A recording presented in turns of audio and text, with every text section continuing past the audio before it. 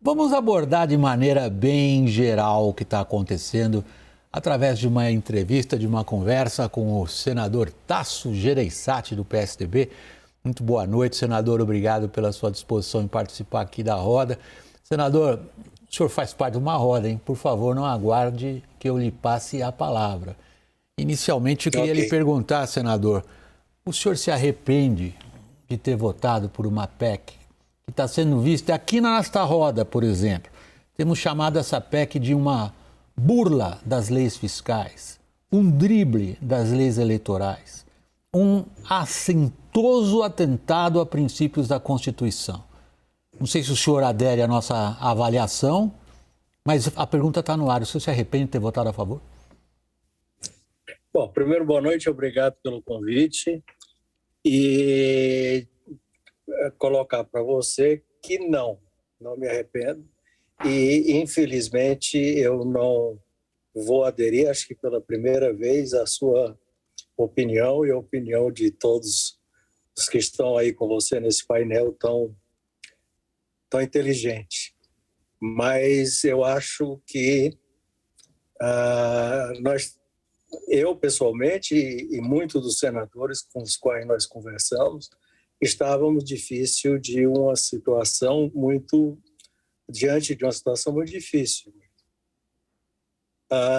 Só para recordar um pouquinho, você é muito novo, mas eu comecei minha vida como governador fazendo talvez a maior limpeza, vamos dizer, fiscal que um estado já fez. Acho a primeira grande de um estado no Brasil. E nós não tínhamos arrecadação para pagar folha de pagamento, que estava atrasado, etc. Se você me permitisse eu fazer um pouquinho desse histórico, não sei como é que é a questão de tempo. E daí por diante, fiz outros governos.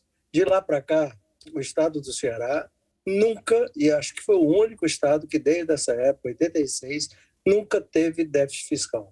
Nunca. Portanto, eu não posso ser acusado de não ser uma pessoa extremamente cuidadosa e rigorosa quanto à questão fiscal.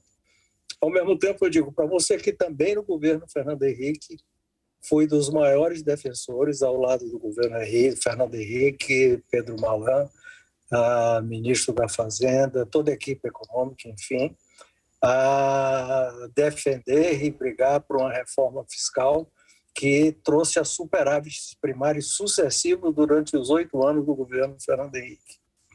O que eu quero dizer com isso é que eu continuo que chamam, que os que são contra costumam chamar de fiscalista, e tem um enorme rigor em relação à questão fiscal. Agora, também eu posso dizer para você que nós temos uma enorme sensibilidade a uma questão que eu tenho visto sendo repetida por quase toda a imprensa, a grande maioria da imprensa, inclusive vocês, e evidentemente que eu respeito, mas eu discordo. As pessoas dizem a fome sempre existiu, por que agora? Eu sou contra, evidentemente, a oportunidade. Acho que também, durante todos esses meus anos de governo, ninguém pode me acusar de bolsonarista, que eu não sou. É o pior governo da história do Brasil, pelo que eu saiba, pelo menos da história da redemocratização para cá e mesmo da nova república.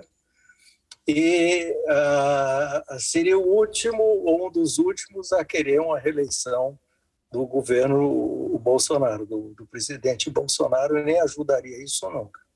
Mas tem uma questão muito grave, que eu estava dizendo, que as pessoas estão repetindo. A fome sempre existiu, por que só agora? Isso não é verdade. Eu sou de um estado que me acostumei a perceber a fome pelas ruas. Aqui, quando nós tínhamos uma seca, e não só aqui, isso se refletia no Brasil inteiro, você começava a ver na rua e nas estradas os retirantes carregando suas sacolas no ombro, sua família, seus bebês, e rumo à cidade, e na cidade espalhado pelas ruas pedindo socorro e pedindo remédio. Então, eu sou dessa época que, infelizmente, conviveu com isso. E graças a uma série de medidas que foram tomadas durante esses anos todos, de lá para cá, não só nos governos estaduais, nos governos federais, proteção social, uma série de proteções que foram criadas, isso acabou. Você não via mais retirantes do Nordeste perambulando pelas ruas das grandes cidades do Brasil, sem casa nem comida. Senador. No entanto, agora nós estamos vendo uma cena, eu diria que pior do que agora. Senador. Aqui em Fortaleza, aí em São Paulo, onde eu vou com certa frequência, eu nunca vi na minha vida São Paulo do jeito que está. Tendas negras espalhadas por toda a cidade. No Rio de Janeiro, que eu tive rapidamente, também havia a mesma coisa. Um quadro sem querer ofender, mas de africano pobre. A miséria, ou seja, a extrema pobreza e o desespero nas ruas do Brasil inteiro. E a minha convicção é que alguma coisa, e tinha dito isso, tinha reclamado isso, precisava ser feito e precisa ser feito. Senador. Eu vou mais, Lula. Eu vou até, eu não sei, com a questão do tempo eu fico preocupado. Não, eu percebo que o senhor precisa de tempo para elaborar um raciocínio, e aí o nosso tempo é psicológico e não cronológico. Isto aqui não é um debate de candidatos. O seu raciocínio é claro. O senhor nos traz a sua biografia política e profissional como prova da sua defesa de princípios, como, por exemplo, do equilíbrio fiscal. Ao mesmo tempo, o senhor nos exibe o que o senhor considera que é a sua sensibilidade social diante de um estado de miséria e de penúria que se agravou nos últimos anos. E, em terceiro lugar, o senhor nos traz a apreciação crítica que o senhor tem do governo, mas o senhor nos descreve uma armadilha política, na qual, por respeitar os seus princípios e estar atento à questão social, o senhor acaba sendo obrigado a apoiar um governo que o senhor repudia.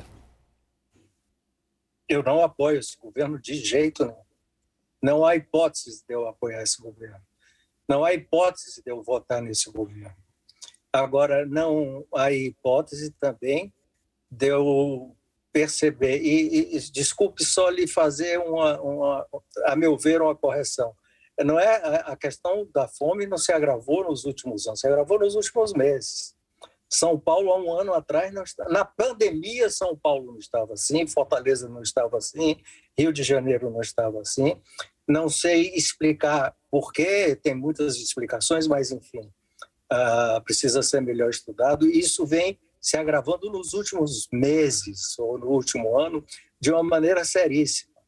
Eu não ajudaria e não ajudei. Agora, entre votar um projeto que eventualmente pode ajudar o governo na eleição, pode, reconheço isso, me preocupo e não faria numa circunstância normal. E tentar fazer alguma coisa de emergência para ontem, para esse pessoal que está desesperado no meio da rua, eu fiquei, evidente que tive dúvidas, discutimos com vários outros colegas senadores, a princípio não votar, não votar, e no final votei com minha consciência. Entre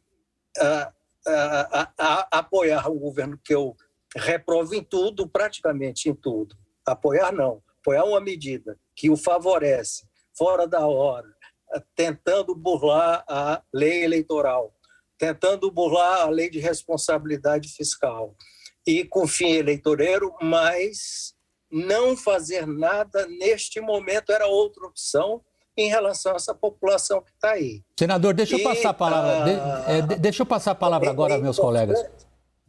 Desculpe. Eu não queria passar a palavra ao Gustavo e ao Caio, estou aqui ansiosos também para participar da nossa roda. Como eu disse, é uma roda. E muito obrigado pela franqueza e pela civilidade com que a gente defende aqui pontos de vista não sempre convergentes. Gustavo Uribe, sua palavra.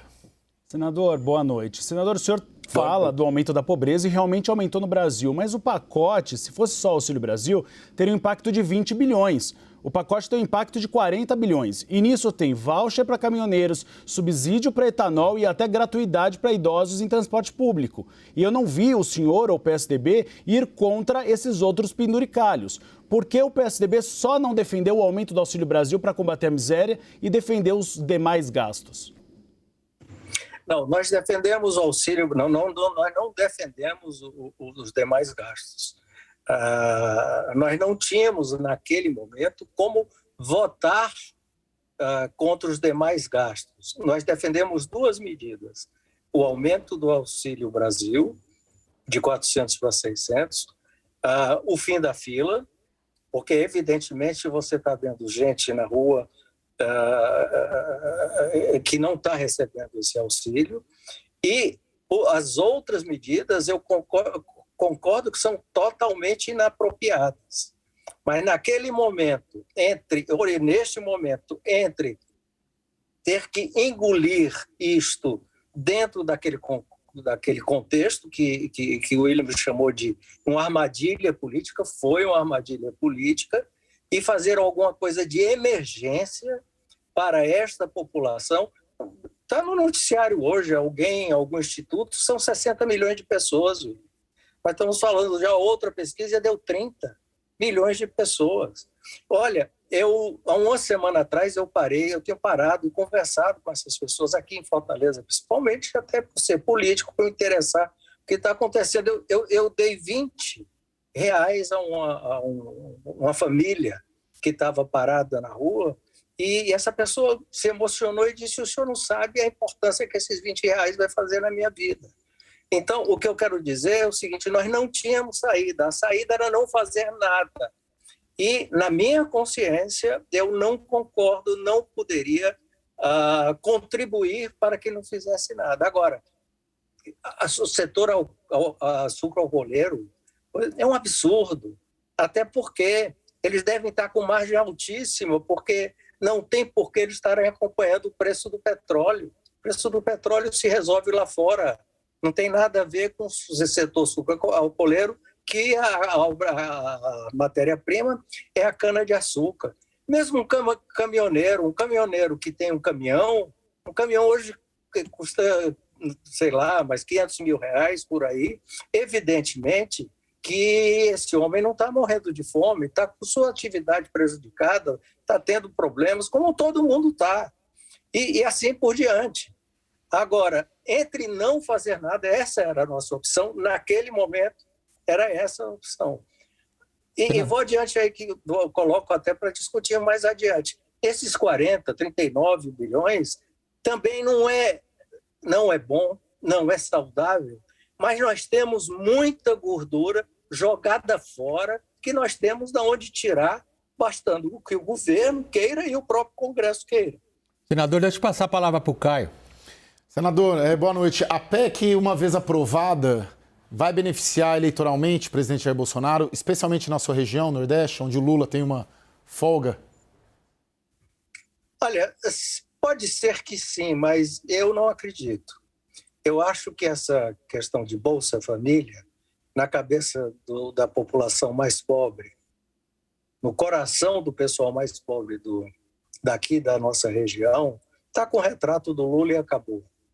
Eu não acredito que isso vá acontecer, mas é evidente que tem possibilidade de melhorar.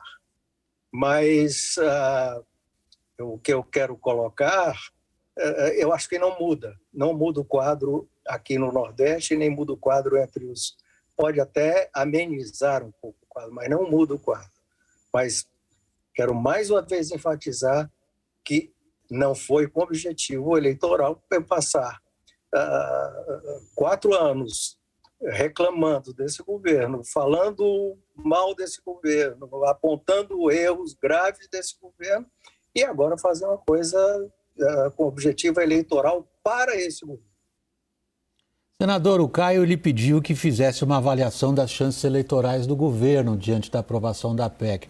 Eu faço o argumento pelo 180 graus, vou inverter o argumento do Caio.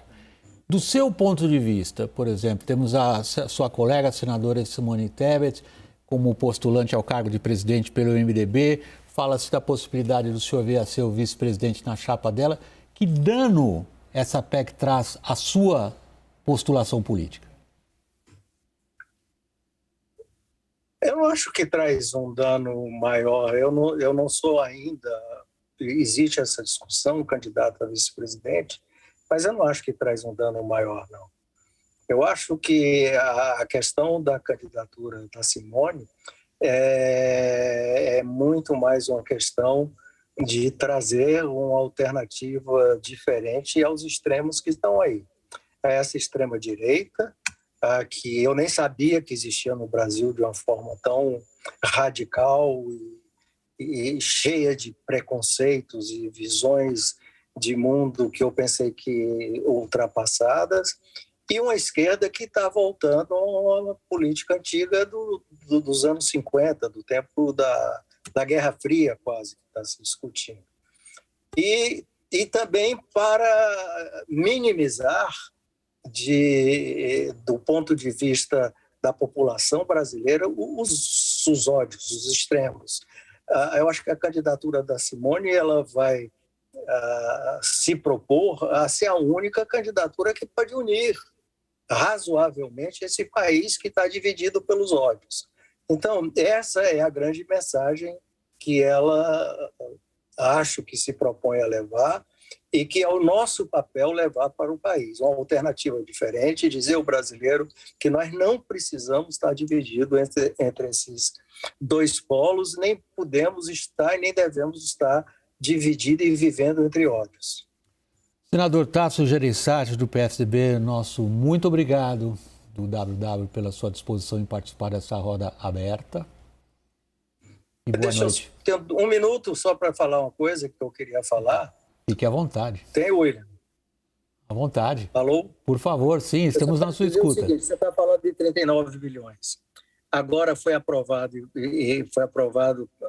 na Comissão de Orçamento 20 bilhões para o orçamento secreto. Tira esses 20 bilhões, já resolve metade do problema. Esses 20 bilhões é para jogar fora e muito parte disso para a corrupção. Tem sentido isso nesse país? É isso aí que eu queria dizer. A sua pergunta do que tem sentido no país, ela é muito ampla, senador. Nosso muito obrigado novamente pela sua participação, sempre muito bem-vindo. Boa noite, senador Tasso Gereissati. Boa noite, William. Obrigado a vocês.